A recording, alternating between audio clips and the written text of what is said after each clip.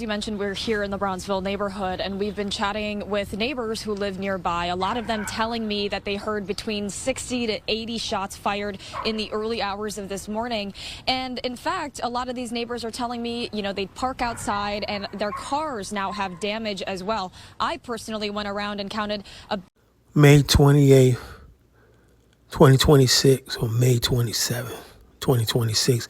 This is why you need to get out of Chicago. If you can. What a war zone. Get out before it's too late. Damn.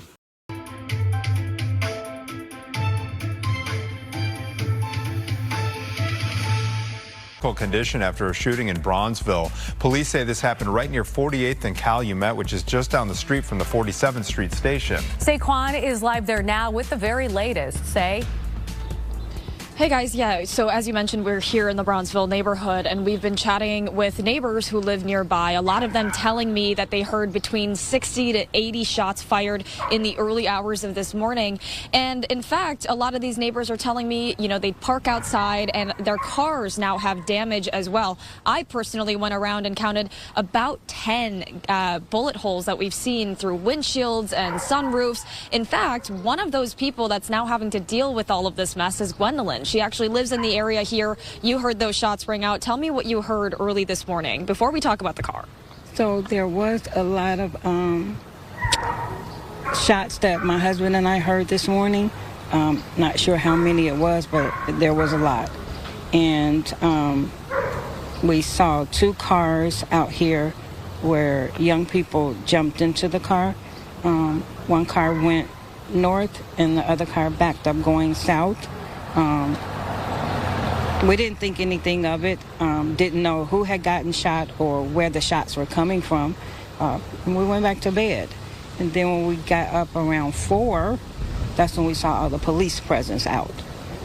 Didn't know that one of the cars would have been ours that was damaged. And my husband looked out the window and saw the police and asked if he can come and take pictures, and they told him no, that he needed to wait because it was a still active crime scene. Yeah.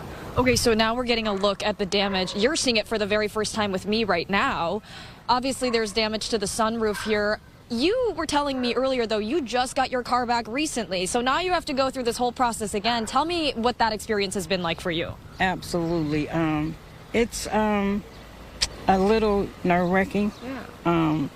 Because, you have to think about the deductible that's on your car, and my deductible is high. I had a whole lot of front-end damage, and then now having to go through this again, I don't know how much that's going to cost me. So the anxiety with that, my anxiety level will be pretty high, because of that. So. For you to just get your car repaired, now get it back in March, just to have to deal with this again is frustrating imaginably. You just found out a few minutes ago through us that a 15-year-old boy is obviously in critical condition, shot in the face. That's what we're hearing from Chicago police. As someone who has lived in this area for quite some time, how does that make you feel knowing that this happened literally on the street that you are living in? It's a little saddening. You think about everything that's going on today and, our young people, that's losing their lives over who knows what. It's just sad, frustrating, all of that. Yeah.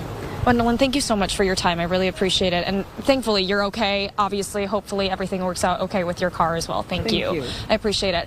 Once again, guys, we know that 15-year-old child is at Comer Children's Hospital right now, where he has been listed in critical condition. So far, no other updates. All we've seen here is crime tape starting to get removed now.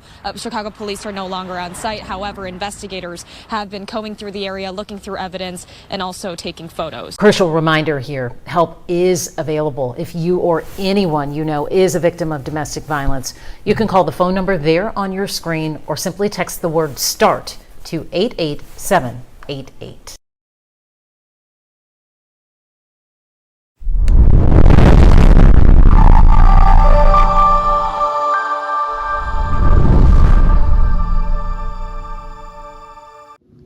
Thanks for watching. We appreciate you. Please subscribe.